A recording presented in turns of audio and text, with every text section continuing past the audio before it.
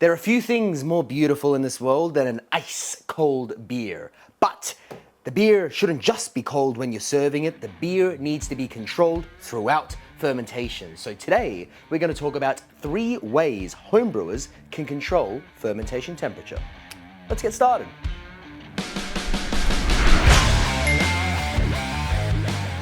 Method number 1, being a wet blanket. In this case, being a wet blanket is not a bad thing. A wet blanket is actually going to give you a whole bunch of temperature control. All you really need to do with this is wrap up your fermenter like it's a nice newborn baby, all being nicely swaddled, and then wet the blanket. I'm not joking. This is literally the first ever human method of the modern attempt at refrigeration. Through condensation, we're creating a endothermic reaction, which means we're going to pull temperature out of the surrounding environment and drop the temperature of the fermenter inside of the wet blanket.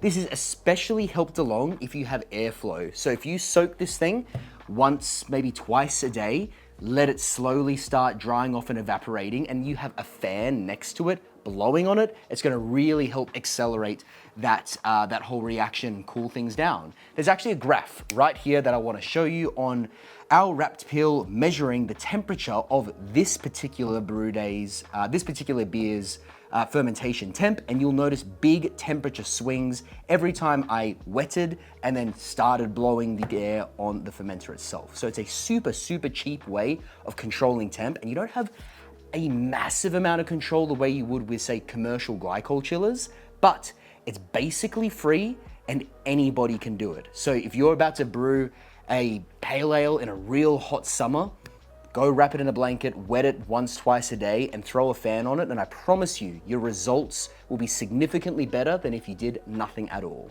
So pros, very cheap, very accessible, very easy to do.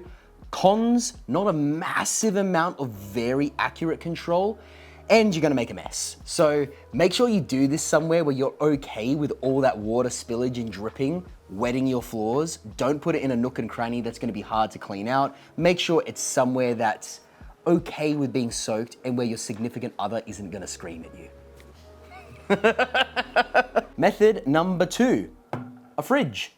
This one seems obvious. A lot of home brewers do it, and for good reason. Again, it's relatively easy and cheap to go buy a crappy secondhand fridge, and as long as it's large enough to fit your fermenter, you can go ahead, pop a shelf in there, throw the fermenter in there, and then use something like an Inkbird controller or some other form of thermometer temperature controller to measure the air inside the fridge, dial it to, say 14 degrees Celsius for your lager, and then the fridge will turn off and on to maintain that steady temp. What you're basically doing is a very large, very cumbersome, jacketed glycol system.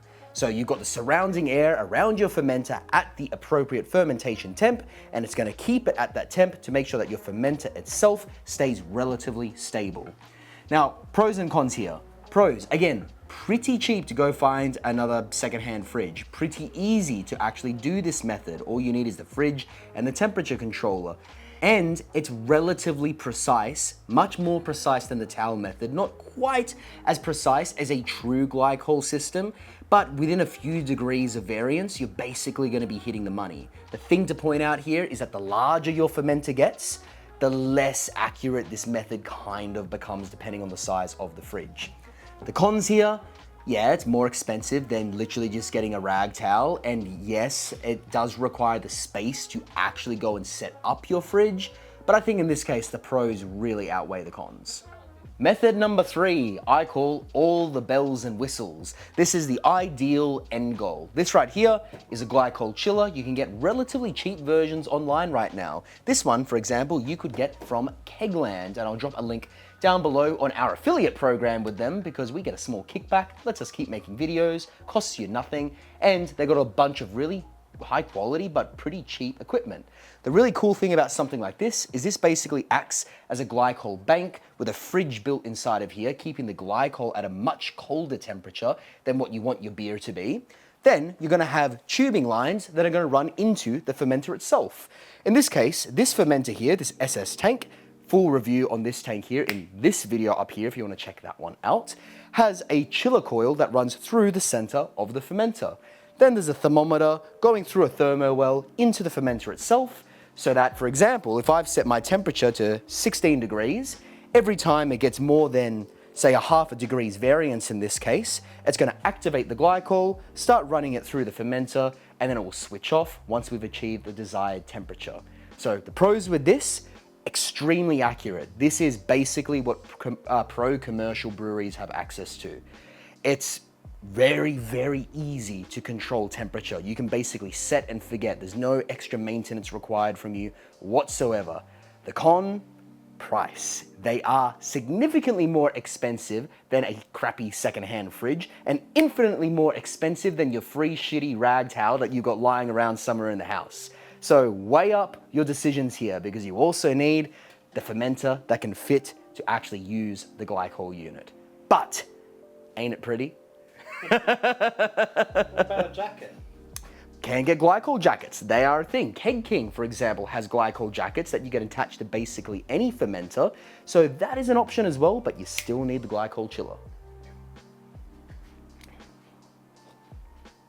If you are curious, by the way, what delicious looking golden liquid I've been drinking through this video, this is my succulent Chinese beer. Little nod to a bit of Australian history there with the democracy manifest. But if you're not aware of that, go and check out this link right up here. I'll show you exactly how to make this super, super smashable, crisp, delicious, succulent lager. But now I need to say a huge thank you to our Patreons. These are the guys that support us day in, day out and give us new video ideas. My alarm's going off.